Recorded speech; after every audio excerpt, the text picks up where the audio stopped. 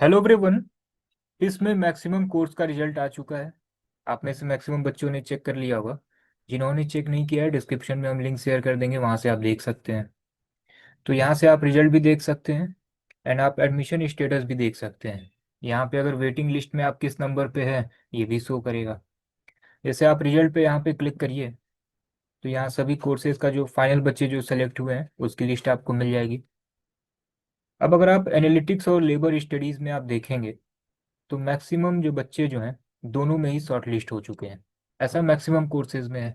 Disaster management social entrepreneurship में भी आपको दिखेगा। तो मैक्सिमम कोर्सेज में, दो कोर्सेज में आपको दिखेगा कि मैक्सिमम बच्चे दोनों में ही सेम है।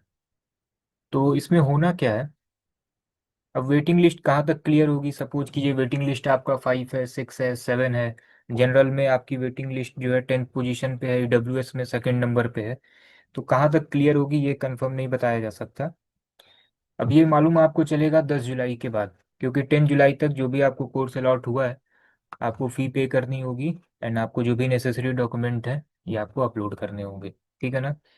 फिर ये 10 जुलाई को ही जो है, जब सभी बच्चे एडमिशन ले लेंगे, फिर मालूम चलेगा किस कोर्स में कितनी सीटें खाली हैं। फिर जो है एक अलग से एक पीडीएफ आएगी या फिर आपको मेल पे कंफर्मेशन आएगा। तो आप अगर देखेंगे एनालिटिक्स और लेबर स्टडीज़ में, मैक्सिमम जो है बच्चे सेम ही है इसमें। ऐसा मैक्सिमम कोर्सेज में है। अब यहाँ पे एक डाउट आएगा आपकी तरफ से। सपोज कीजिए एनालिटिक्स और लेबर स्टडीज़ का तो सिंपल है कि मैक्सिमम बच्चे जो है ऑलमोस्ट 98-99% बच्चे जो है एनालिटिक्स को ही लेने वाले हैं। जिनका एनालिटिक्स और लेबर स्टडीज़ में भी हुआ है, ठीक है, मैक्सिमम बच्चे एनालिटिक्स को लेने वाले हैं। ठीक है ना। तो लेबर स्टडीज़ में जिसका भी वेटिंग लिस्ट है, मैक्सिमम चांसेस हैं कि क्लियर हो जाएगा। 10, 12, 13, 14 तक अगर आपका वेटिंग लिस्ट है तो कंफर्म है आपका हो जाएगा। अब कैटेगरी वाइज नहीं कह सकते। तो एनालिटिक्स और लेबर स्टडीज़ का तो मैक्सिमम क्लियर है। अब सपोज कीजिए कि डिजास्टर मैनेजमेंट है और सोशल एंटरप्रेन्योरशिप है। आपको एडमिशन चाहिए सोशल एंटरप्रेन्योरशिप में, अलॉट आपको हो गया है डिजास्टर मैनेजमेंट में। तो फिर आप क्या करेंगे, आप फ़ी पे कर दीजिए, डॉक्यूमेंट अपलोड कर दीजिए एंड बाद में अगर सोशल एंटरप्रेन्योरशिप का वेटिंग लिस्ट अगर आपका क्लियर होता है तो फिर यहाँ से आप रिफ़ंड ले सकते हैं। फ़ी भी आपको पे करनी होगी फर्स्ट सेमेस्टर की। फिर यहाँ से आप रिफ़ंड ले सकते हैं एंड देन फिर सोशल एंटरप्रेन्योरशिप में कर सकते हैं। तो ऐसा आप कर सकते हैं कि नहीं। ठीक है, एक बार आप टिस के एडमिशन सेल पे ये चीज़ कंफर्म कर लीजिएगा। तो ये तो उनके लिए हो गया जिनको टिस में किसी न किसी कोर्स में एडमिशन ले लेना है एंड आपको एक पर्टिकुलर कोर्स अलॉट हो गया है। अब यहाँ पे कुछ बच्चे ऐसे होंगे, सपोज कि ये disaster management and social entrepreneurship, इन दोनों में आपने अप्लाई किया था, इन दोनों में ही वेटिंग लिस्ट है, तो फिर कोई दिक्कत नहीं।